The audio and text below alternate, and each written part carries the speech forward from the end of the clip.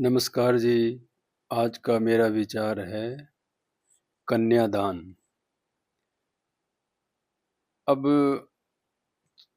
दुनिया के किसी भी देश में चले जाओ, कन्यादान सामाजिक एक रीति रिवाज विवाह के रूप में मनाया जाता है। और विवाह जब हो जाता है तो पिता माता अपनी पुत्री का कन्यादान कर देते हैं। जब हम दान कर ही देते हैं किसी चीज को, फिर उसका जैसे हमने किसी को कोई चीज दान कर दी और वो दूर है, और उस घर में जा जा के फिर हम बार बार अपने दान का बखान करते हैं, तो जो दान लेने वाला होता है उसको भी मानसिक परेशानी होने लग जाती है। तो आजकल का जो ये हम देखते हैं ना, समाज में तलाक हो रहे हैं और संबंध विच्छेद हो रहे हैं, और आपस में जो ये समस्याएं उत्पन्न हो रही है रिश्तों के अंदर, जो प्रेम खत्म हो रहा है रिश्तों में, वो मुख्य कारण यही है। दान का तो नियम ही है कि दान दो और भूल जाओ, मगर उससे पहले नियम ये है कि भी रिश्ता जान के पानी छान के। क्यों? रिश्ता भी जान के करना चाहिए। और रिश्ता जान के नहीं करोगे तो अगला पता नहीं, आज के टाइम में या पहले से भी यही होता आ रहा है, जो ये कहावत बनाई है कि रिश्ता जान के पानी छान के। रिश्ता अगर जान के नहीं करेंगे, लोग दिखाते कुछ है निकलता कुछ है, तो अपनी कन्या को कहीं पे भी दूसरे घर में देने से पहले हमें अच्छी जान छानबीन कर लेनी चाहिए। नहीं तो बाद में बोलते कुछ है निकलता कुछ है। अच्छी तरीके से ठोसबाजी में, मगर कई बार क्या होता है कि कई माता पिता को सही वर रिश्ता मिल नहीं रहा होता, और वो परेशान और एक दुखी मन से और किसी के कहने पर आकर उसकी बात को मान लेते हैं, और बाद में वो पछताते हैं। इसी तरीके से जैसे हम कई बार जल्दीबाजी में प्यास लगी होती है, गलत पानी पी लेती हैं, तो हमारे को कई बीमारियां हो जाती हैं। ज़्यादातर ये बीमारियां खान पान से ही होती हैं, और उसका लंबा असर हो जाता है फिर। तो जब कन्यादान कर ही देते हैं, तो उसके बाद फिर हमें उस दूसरे घर में हस्तक्षेप भी नहीं करना चाहिए। अगर जब सब कुछ सही चल रहा है, जब हम अपना जिस घर में हमने कन्या दे दी, वहाँ पे हम अपने हिसाब से उस घर की परिस्थितियों को चलाने की कोशिश करते हैं, तो क्या होता है कि उनकी भी जो आत्मसम्मान होता है उसको ठेस पहुँचता है, और कहीं न कहीं उसका रूप वो तनाव में और रिश्तों की प्रेम की कमी में आता है उभर कर। और ज़्यादातर रिश्तों में यही हो रहा है। पहले तो क्यों होता था? आजकल तो देखो खान-पान की भी कमी हो गई है, जिसके अंदर सहन शक्ति की कमी हो गई है, और ये फ़ोन हो गए हैं जो पल-पल की खबर क्षण भर में दूसरी जगह पे पहुँचा देते हैं। जिससे क्या होता है कि वो वहाँ से कुछ आइडिया मिलने लग जाते हैं, और इधर फिर उस आइडिया को अप्लाई किया जाता है, और फिर वो कांस क्या बोलते हैं, तनाव का रूप धारण कर लेता है। तो माता-पिता को तो ये विचार रखने चाहिए। आजकल सुनने में ही आता है कि हमारी बेटी को हमने खूब नाज़ो प्यार से पाला है। तो इधर भी तो हर कोई अपने बेटे को नाज़ से ही पालता है। तो जब जहाँ विश्वास होता है वहाँ प्रेम होता है। जब विश्वास नहीं होता, कि जब विश्वास ही नहीं होता, तो फिर वहाँ प्रेम कहाँ से उत्पन्न होगा? तो सबसे पहले प्रेम की जो पहली सीढ़ी है वो विश्वास है। तो विश्वास करेंगे तो जीवन में सुखी रहेंगे। रिश्तों के अंदर पहली चीज विश्वास है। विश्वास से ही प्रेम का जन्म होता है, और जहाँ प्रेम का जन्म हो गया वहां पे इंसान को दुख तकलीफें कुछ भी मान्य नहीं रखती।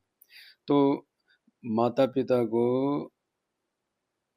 तो यही सोचना चाहिए कि हमारे को बेटी को दूसरे घर में देना है, तो उससे पहले हमें उसको तैयार कर देना चाहिए। अब जैसे हमारे खुद के घर में बच्चों की माँ होती है, वो भी तो सबके लिए खाना पीना रोटी कपड़ा घर की साफ सफाई सब करती है।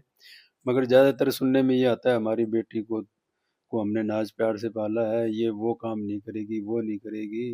मगर उनको ये सोचना चाहिए कि तुम्हारे घर में जो तुम्हारी खुद की पत्नी है, जो बेटी की माँ है, वो भी तो किसी की बच्ची हुई थी कभी, उसने भी तो सब किया है। और इसी से तो गृहस्थी चलती है। सामाजिक जो ये संरचना बना रखी है विवाह की, कि हम अपनी कन्या देंगे, दूसरा हमें अपनी कन्या देगा, तो इससे ही समाज में एक सौहार्दपूर्ण वातावरण बना रहता है, और एक समाज में अच्छा विकास और खुशहाली जीवन जीते हैं सभी लोग। सारी पृथ्वी पे यही नियम है। तो जो इस नियम के खिलाफ जाता है उन घरों में अंदर दुख शुरू हो जाते हैं। जब तुम अपनी कन्या को सब तरीके से सक्षम करोगे, हर गृह कार्य में, पढ़ाई में, व्यवहार में, तो अगली जहाँ पे भी जाएगी वो खुशहाल जीवन और एक आत्मसम्मान के साथ जीवन जिएगी। जब हम किसी परीक्षा के अंदर देना चाहते हैं, जो टीचर हमें पढ़ाता है पूरे साल, क्या उसको अंदर जाने देते हैं? हमारे पास नहीं जाने देते। आजकल सब कुछ बाहर रखवा देते हैं, बहुत चेकिंग होती है पेपर देने से पहले। तो जैसे ये बोलते नहीं है कि पेपर आउट हो गए तो इसी तरीके से जो माता पिता अपनी कन्या के घर में कन्यादान करने के बाद हस्तक्षेप करते हैं, वो एक प्रकार से पेपर आउट कराने वाले, जैसे नकल गिरोह होता है उसी प्रकार का काम करते हैं। निगरानी, देखो कई बार गलत रिश्ता मिल जाता है, वो तो बहुत ही दुख की बात है। परमात्मा ही उसको ठीक कर सकता है, हमारे ठीक करने से फिर वो होता भी नहीं है। क्यों? ये सब कुदरत के खेल हैं। तो इंसान को हिम्मत करके अपनी कन्या को, और इधर बेटों को भी यही सोचना है कि जो हमारे घर में नया सदस्य आया है उसको हम अगर किसी चीज़ में निपुण नहीं है तो प्यार से समझाएं। हाँ, उसको ये दोष देना और हमेशा ताने मारना, फिर वो क्या होता है कि जब भी कोई नया नया घर में आता है, किसी घर में जाता है, तो वो वैसे ही एक प्रकार से भय में और एक संकुचित होता है, एक अलग प्रकार का उसको वो रहता है कहीं पे भी कोई नई जगह में जाता है तो। फिर उसको उस घर के वातावरण में डालने में हमें तैयार करना चाहिए। और दूसरी तरफ से जो कन्या बहू बन के घर में आती है, उसको ये सोचना चाहिए कि भी मैं जब छोड़ के आई गई हूँ घर परिवार अपना, तो ये ही सब मेरे हैं, और खूब खुशी से उस घर में जितने भी तुम्हारी जिम्मेदारियां हैं, हंसी खुशी से मेहनत करने से सब समय के साथ वो हो जाता है। शरीर तो क्या है, मन है, ये तो मन तो हमेशा आराम चाहता है। मन तो सबसे बड़ा दुश्मन हमारा शरीर में कोई है तो वो आलस है, और आलस मन का पूरा दोस्त है। तो जिस मन का आलस दोस्त है, और वो सबसे बड़ा शरीर का खुद का दोस्त नहीं होता, वो आलस जो है तुम्हारा दोस्त कभी भी नहीं होगा, वो तुम्हारा पक्का शत्रु होता है। और उस शत्रु को हम पहचान नहीं पाते। जैसे शुगर की बीमारी मीठा खाने से होती है और पता चलता नहीं है, और फिर वो हो जाती है, और फिर वो सारे शरीर को खोखला कर देती है। इसी प्रकार से ये जो आलस है हमारे शरीर में रहते हुए हमें काफ़ी कष्ट पहुंचा देता है। तो इन सभी बातों को ध्यान में रखते हुए आपको ये सोचना है कि इस आलस्य से हम दूर रहेंगे और अपनी गृहस्थी को सुखी बनाएंगे। तो इतना ही विचार है जी, कुछ गलत लगा हो तो क्षमा करें। धन्यवाद, आपने मुझे सुना। राम राम, जय हिंद।